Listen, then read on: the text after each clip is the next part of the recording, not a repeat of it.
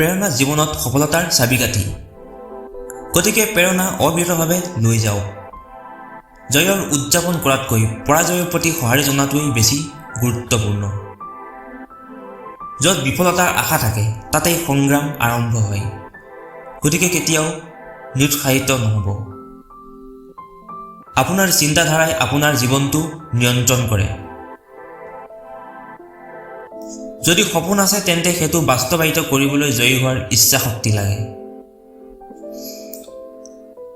জীৱনত আগবাঢ়ি যাবলৈ সদায় সুখী হওক, কাৰণ সুখেই হৈছে সমৃদ্ধিৰ নিশ্চয়তা। জীৱনটো এটা যাত্ৰা, গতিকে সময়ৰ খৰচত খৰখেদা নকৰাকৈ নিজৰ সপোন অনুসৰণ কৰক। কেতিয়াও হাৰ নামানিব। এইটোৱেই হৈছে জয়ৰ যাত্ৰা।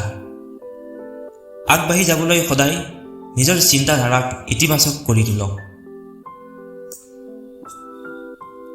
আপুনি সফলতা বিচাৰিব লাগিব, আপুনি সেইটো লাভ কৰিব বুলি বিশ্বাস কৰিব লাগিব।